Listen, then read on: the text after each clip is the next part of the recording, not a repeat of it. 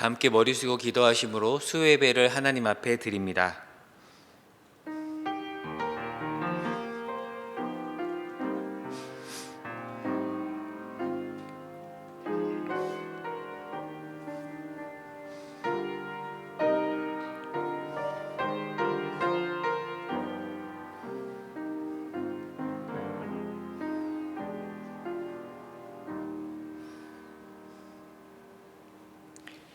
길이요 진리요 생명이신 하나님 아버지, 바쁜 일상 한가운데 한적한 자리에 우리를 머물게 하시니 감사드립니다.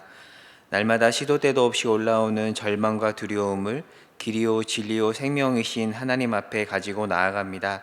이 시간 길이 막힌 곳에서 나는 길이라고 말씀하시는 하나님을 깊이 만나는 기쁨을 누리게 하옵시고, 생명의 떡으로 우리의 허기진 배를 채워주옵소서. 길이요 진리요 생명이신 예수 그리스도의 이름으로 기도합니다. 아멘. 찬송가 206장 부르겠습니다. 206장입니다.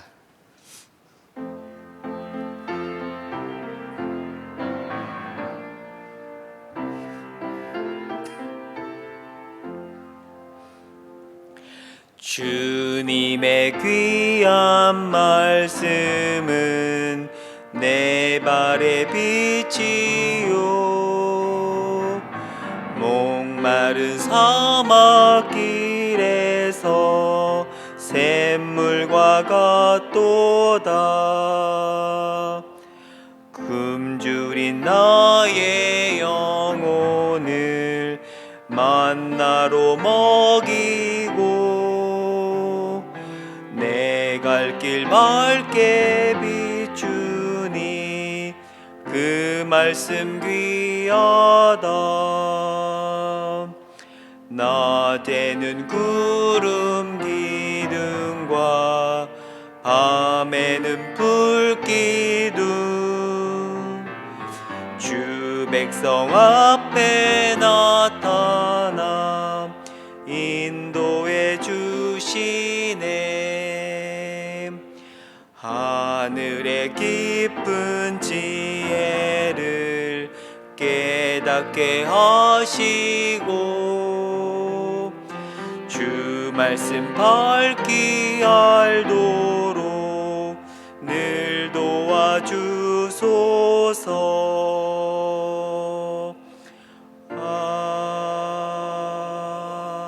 아멘. 네, 이 시간 양종민 집사님 기도 인도해 주시겠습니다.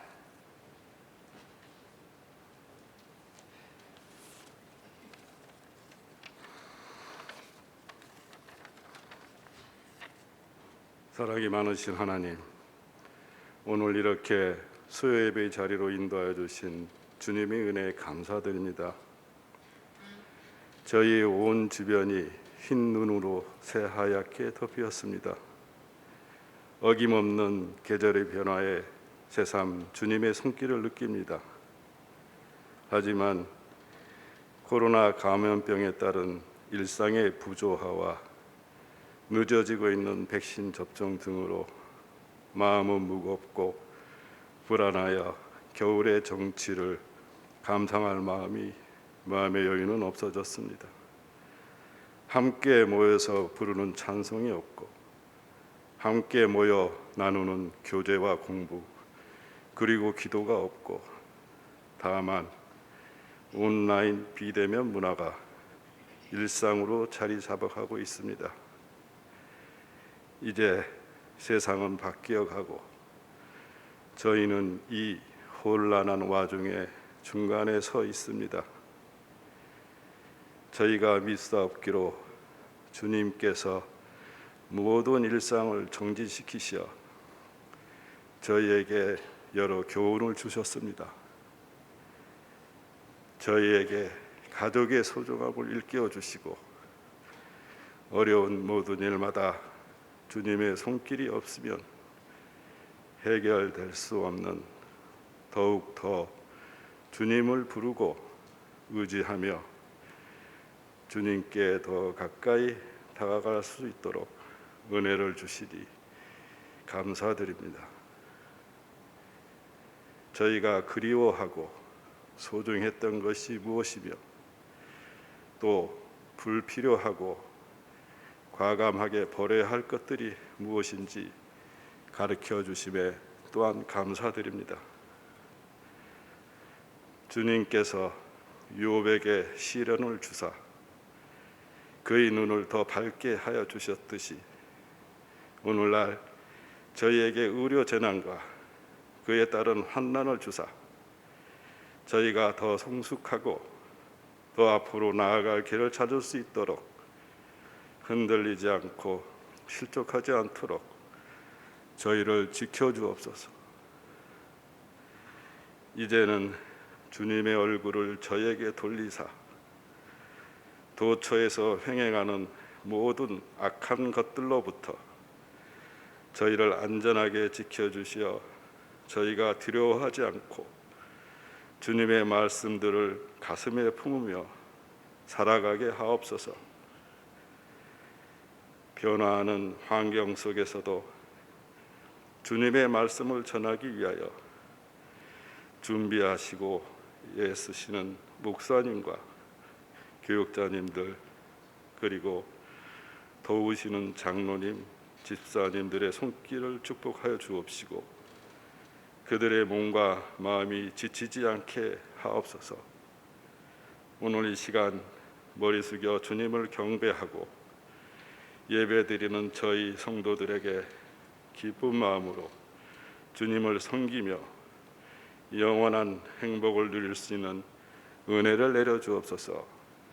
예수님 이름으로 기도드립니다. 아멘.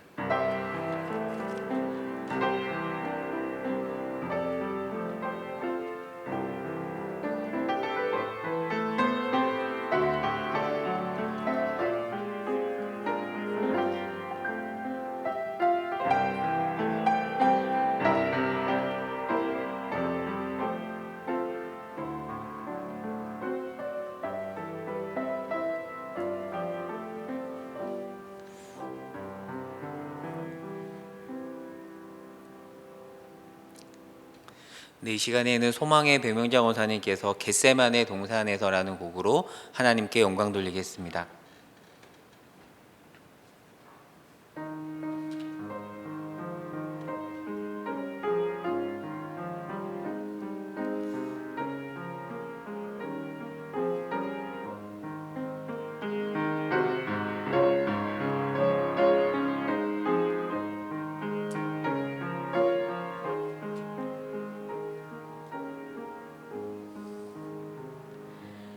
겟세마네 동산에서 기도하실 때 주님의 땀방울은 피로 변했네.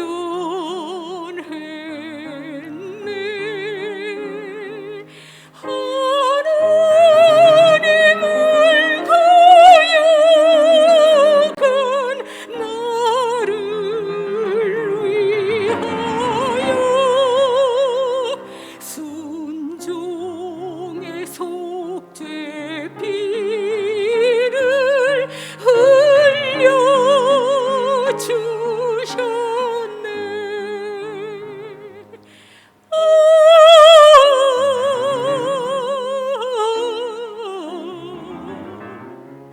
주의 사랑 깊고 크셔라. 내 영혼의 파도처럼 메아리 쳐온다.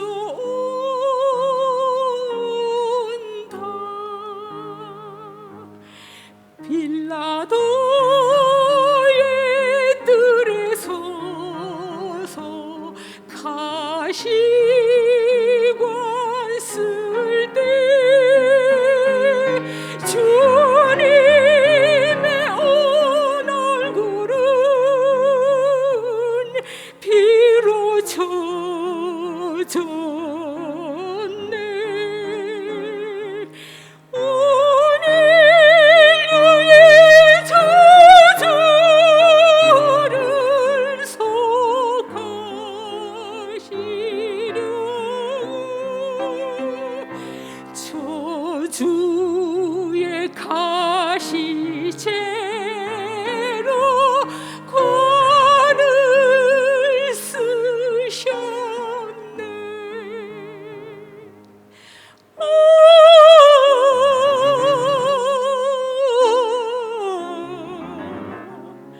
주의 사랑 깊고 크셔라 내 영혼의 파도처럼 메아리 전다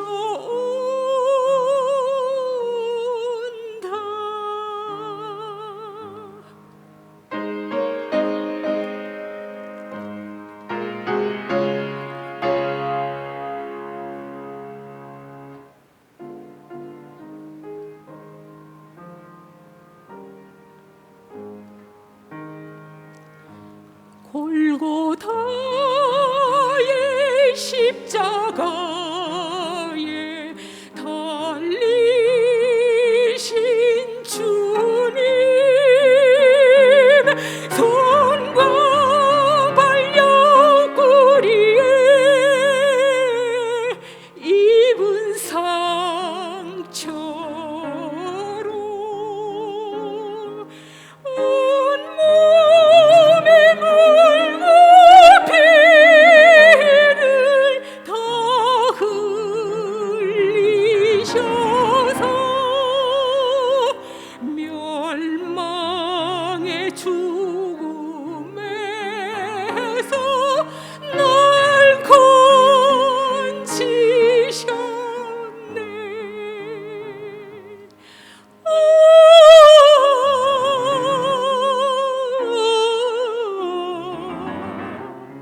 주의 사랑 깊고 크셔라 내 영혼의 파도처럼 메아리 전다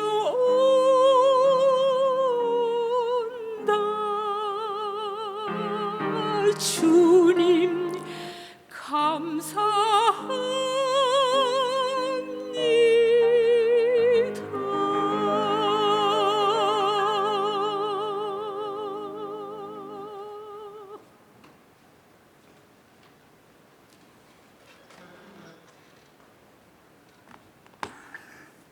예레미야 31장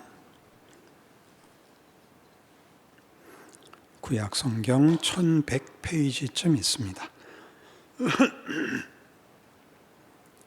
예레미야 31장 15절부터 제가 읽겠습니다. 여호와께서 이와 같이 말씀하시니라. 라마에서 슬퍼하며 통곡하는 소리가 들리니 라헬이 그 자식 때문에 애곡하는 것이라. 그가 자식이 없어져서 위로받기를 거절하는도다. 여호와께서 이와 같이 말씀하시니라. 네 울음소리와 네 눈물을 멈춰라. 네 일의 싹을 받을 것인즉 그들이 그의 대적의 땅에서 돌아오리라. 여호와의 말씀이니라. 너의 장래에 소망이 있을 것이라. 너의 자녀가 자기들의 지경으로 돌아오리라. 여호와의 말씀이니라. 에브라임이 스스로 탄식함을 내가 분명히 들었노니 주께서 나를 징벌하심에 멍에에 익숙하지 못한 송아지 같은 내가 징벌을 받았나이다. 주는 나의 하나님 여호와이시니 나를 이끌어 돌이키소서. 그리하시면 내가 돌아오겠나이다. 내가 돌이킨 후에 뉘우쳤고 내가 교훈을 받은 후에 내 볼기를 쳤사오니 이는 어렸을 때 치욕을 짐으로 부끄럽고 욕됨이니이다 하고 에브라임은 나의 사랑하는 아들 기뻐하는 자식이 아니냐. 내가 그를 책망하여 말할 때마다 깊이 생각하노라. 그러므로 그를 위하여 내 창자가 들끓으니 내가 반드시 그를 불쌍히 여기리라. 여호와의 말씀이니라. 처녀 이스라엘아, 너의 이정표를 세우며 너의 편말을 만들고 큰 길 곧 네가 전에 가던 길을 마음에 두라. 돌아오라. 네 성읍들로 돌아오라. 반역한 딸아, 네가 어느 때까지 방황하겠느냐. 여호와가 새 일을 세상에 창조하였나니 곧 여자가 남자를 둘러싸리라.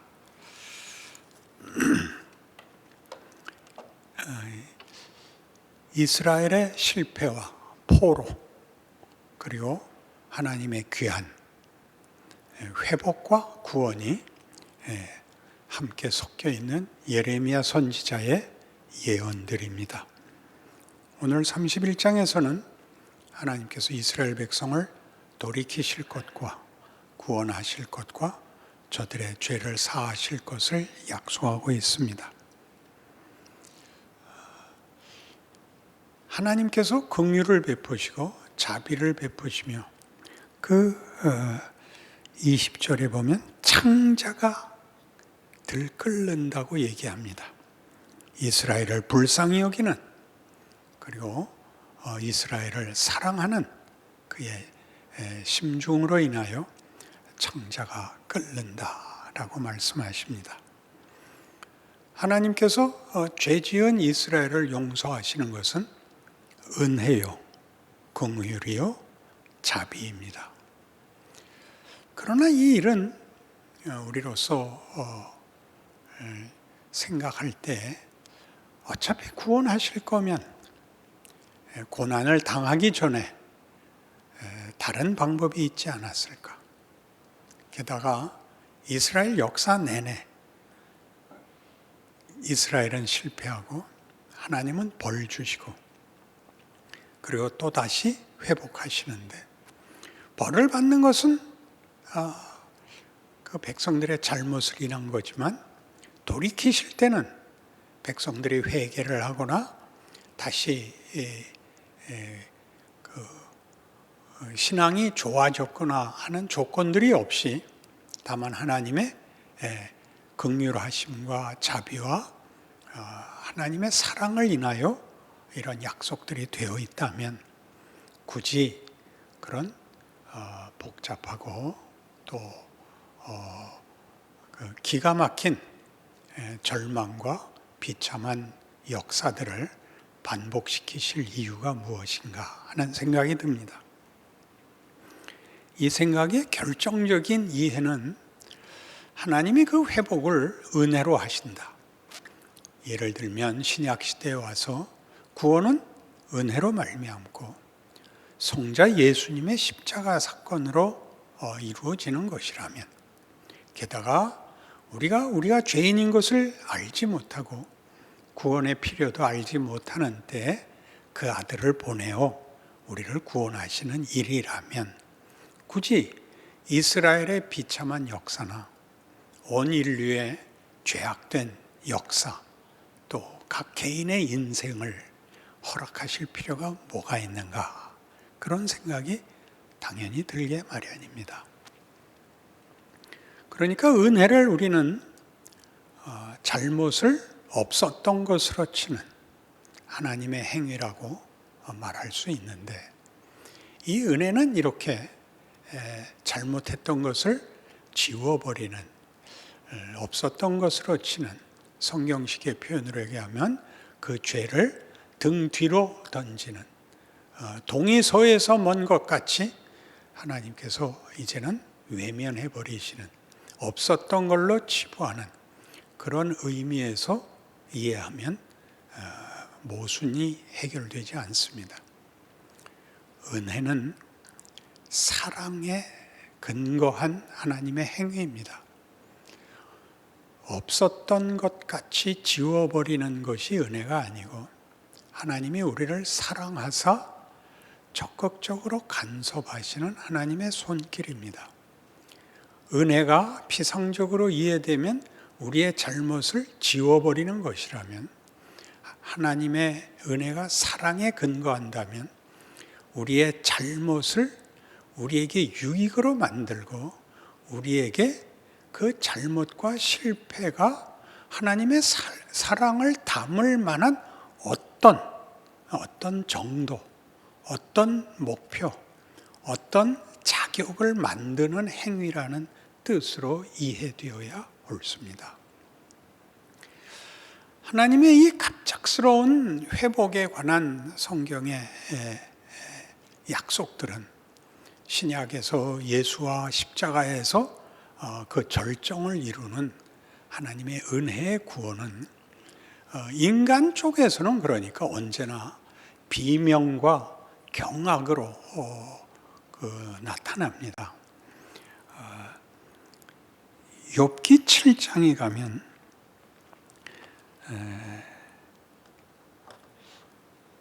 욥이 시련을 당하고 너무나 정신이 없어서 하나님 앞에 반발하는 장면이 7장 17절 이하에 나오는데 그 반발이 이렇습니다.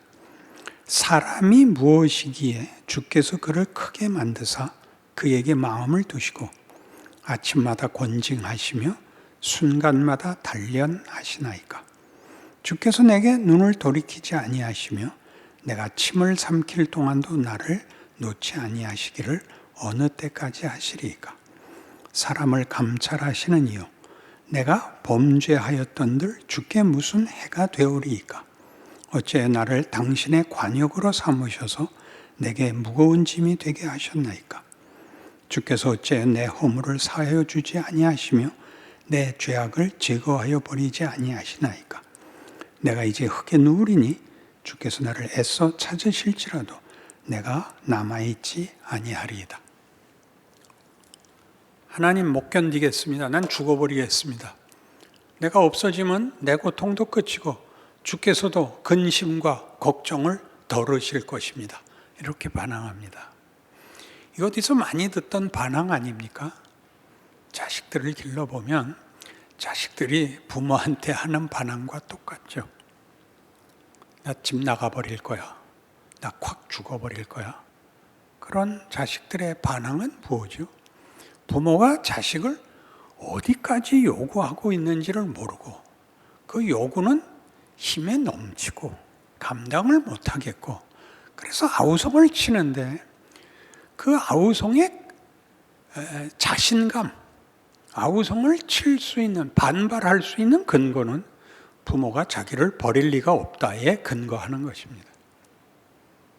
고아원에서 자라는 아이들은 절대 울지 않는답니다. 울어야 아무도 편을 들지 않으니까요. 우리 자식들의 반항, 그리고 성경에 나오는 이런 반항, 이런 분노들은 하나님이 우리에게 쓸데없는 짓을 하는 거 아닙니까? 하나님도 고생이고 나도 고생인데 왜 이런 식으로 일을 하십니까? 라는 고백이 유효한 의미를 가지는 것이라고 증언하는 셈입니다. 이런 일은 시편 8편에 가면 시편에서도 이렇게 등장합니다.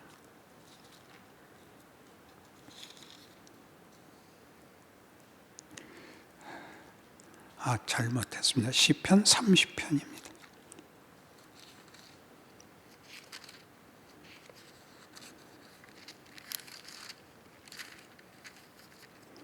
시편 30편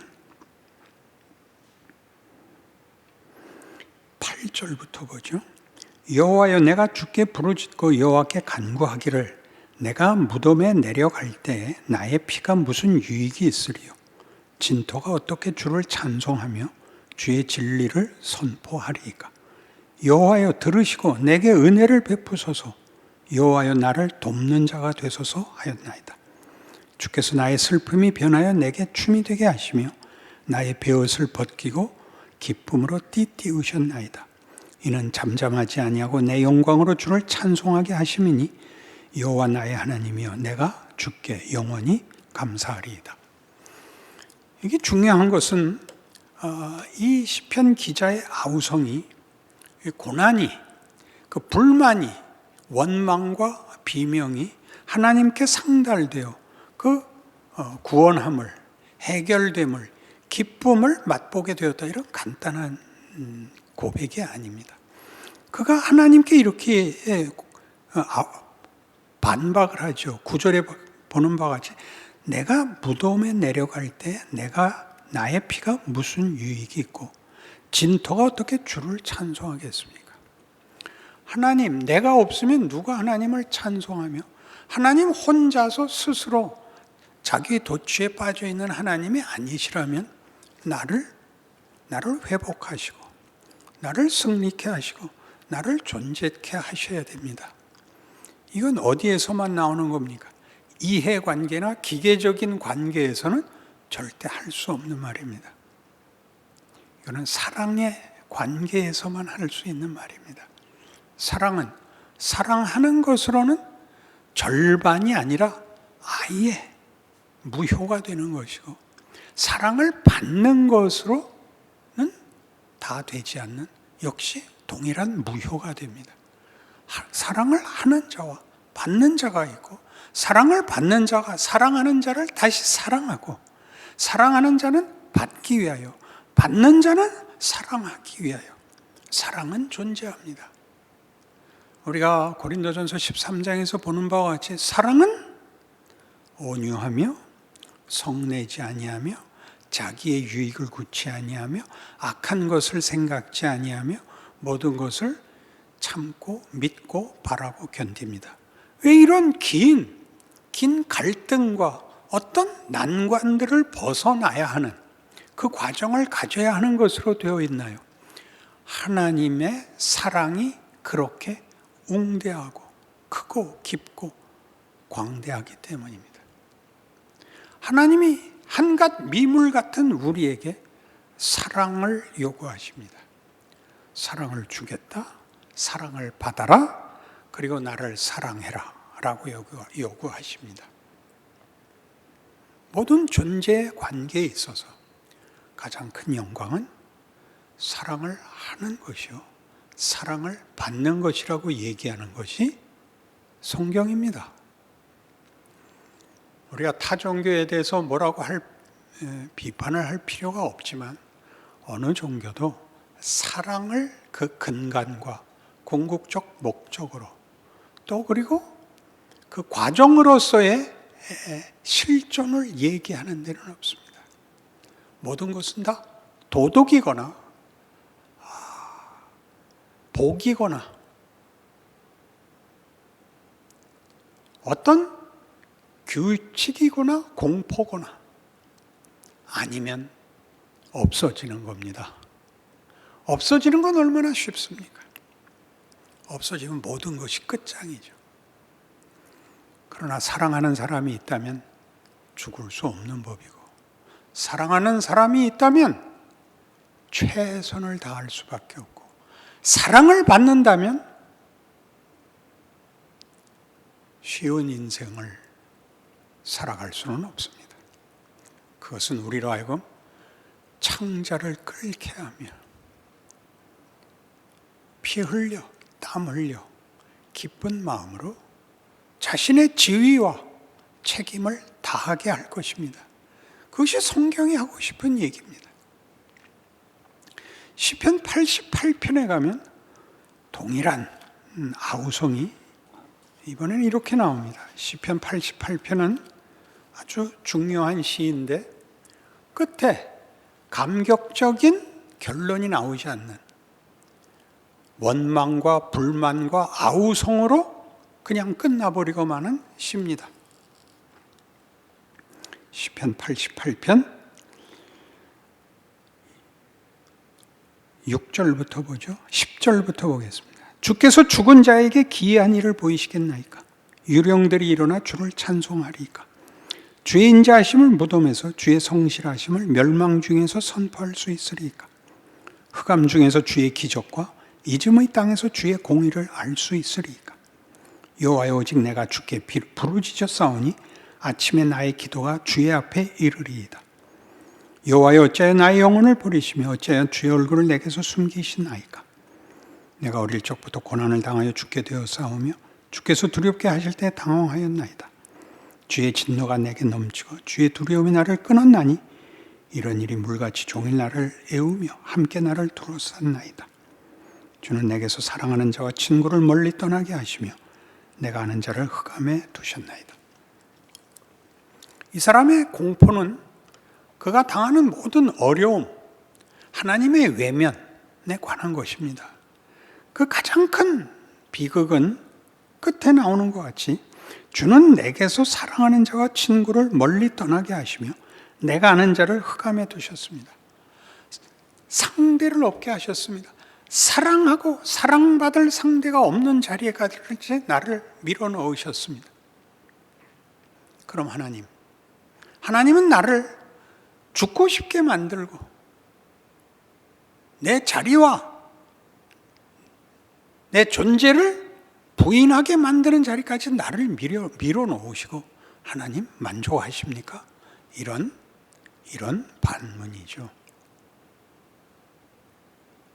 우리가 늘 하나님 앞에서 자신을 확인하는 방법은 잘잘못밖에 없습니다. 잘하면 상 받고 못하면 벌 받는다. 이런 개념은 사랑이라는 개념에는 없는 겁니다. 상대방의 필요를 채운다 하는 것 정도로도 안 됩니다. 해결사가 되고 능력을 가진 정도가 아닙니다. 사랑이란 하나님이 만드신, 하나님이 요구하시는, 하나님의 존재의 가장 중심이 되는 핵심된 본질이요 성품이십니다. 그건 우리에게 얼마나 복된 것입니까? 누가 젖먹이는 아이를 잊겠느냐? 어미가 어찌 그 아이를 잊겠느냐? 그는 잊을지라도 나는 너희를 잊지 않겠다. 그것은 의지가 아닙니다. 그것은 다른 조건과 자격에서 나오는 것이 아니라 이런 하나님의 하나님 되심, 우리를 만드시고 우리를 기뻐하시고 우리에게서 당신의 사랑을 담아내시사 우리 에베소서 1장 3절에서 6절까지 보았던 하나님의 영광의 찬송을 요구하시는 그런 것으로 하나님은 당신의 영광과 기쁨을 삼으시는 분입니다. 이것이 우리 인생 속에서 우리가 하나님에 대하여, 우리의 현실에 대하여 절망과 의심과 두려움에 휩싸일 때 우리를 건져내는 믿음의 가장 핵심된 것이어야 됩니다. 늘 얘기하지만 난 쓸모가 없어, 나는 너무 많은 죄를 졌어 라는 고백들은 돌이켜야 되고 더 잘해야 되는 계기와 동기와 성찰을 만들어내는 것으로는 좋지만, 그리하여 자격과 조건과 안심, 우위를 획득하기 위한 것으로 발버둥 치는 것으로는 기독교를, 그리고 신앙 인생을 살아낼 수가 없습니다. 나는 사랑받는 존재다. 이것이 최고의 조건이며 충분한 조건입니다. 하나님은 이스라엘의 회복을 약속하십니다. 저들이 지은 죄 때문에 이 바벨론의 포로 되어 왔습니다. 그리고 아무 조건 없이 하나님 마음대로 구원을, 회복을, 산들이 손뼉을 치며 숲들이 노래하는 영광된 귀환을 약속하십니다. 그것이 사랑이지요. 우리라는 존재를 다른 무엇에 의하여 의심하고 불평하고 낙심하는 것이, 우리가 아직도 하나님의 사랑에 대하여 우리로 하나님을 사랑하게 만드시려는 하나님의 일하심에 대하여 우리를 늘 시험하는, 넘어뜨리는, 하나님께서 아직 일하셔야 되는 현실이라는 것을 자각한다면 우리의 인생의 어느 순간도 우리의 기쁨과 소망을 뺏을 수 있는 것은 없다. 이렇게 증언하는 것이 예레미야 선지자의 그 절망과 비운의 자리에서 일해야 했던 예레미야를 통하여 주시는 하나님의 은혜로운 선포, 약속, 우리의 지위, 운명이라는 사실로 힘없는 여러분들의 신자된 정체성과 운명과 현실이 되시기를 바랍니다. 기도하십시다. 하나님 아버지, 우리는 아직도 하나님을 제대로 알지 못하며 제대로 사랑하지 못하며 그 아들을 보내셨고 예수께서 우리를 대신하여 십자가를 지셨다는 사실에 대한 깊이와 무게가 미흡합니다. 그래서 우리의 인생은 늘 조마조마하죠. 아슬아슬하고 비겁하고 두려워하고 쩔쩔맵니다.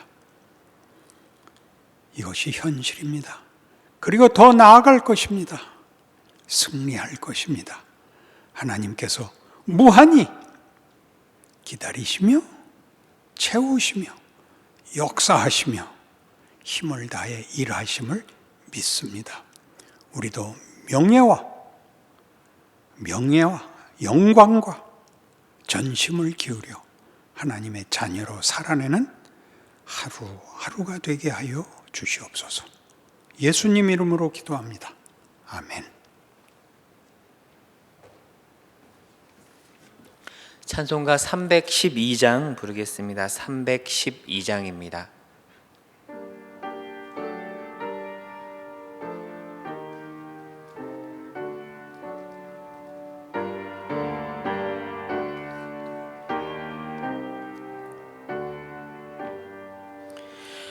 너 하나님께 이끌리어 일평생 주만 바라면 너 어려울 때 힘 주시고 언제나 지켜주시리. 주 크신 사랑 믿는 자 그 반석 위에 서리라. 너 설레는 맘 가다듬고 희망 중 기다리면서 그 은혜로 신 주의 뜻과 사랑에 만족하여라. 우리를 불러주신 주 마음에 소원하신다. 주 찬양하고 기도하며 내 본분 힘써다라. 주 약속하신 모든 은혜 내게서 이루어지리라. 참되고 의지하는 자 주께서 기억하시리. 아멘. 주기도문으로 예배를 마칩니다. 하늘에 계신 우리 아버지여, 이름이 거룩히 여김을 받으시오며 나라가 임하시오며 뜻이 하늘에서 이루어진 것 같이 땅에서도 이루어지이다. 오늘날 우리에게 일용할 양식을 주시옵고 우리가 우리에게 죄 지은 자를 사하여 준 것 같이 우리 죄를 사하여 주시옵고 우리를 시험에 들게 하지 마시옵고 다만 악에서 구하시옵소서. 나라와 권세와 영광이 아버지께 영원히 있사옵나이다. 아멘.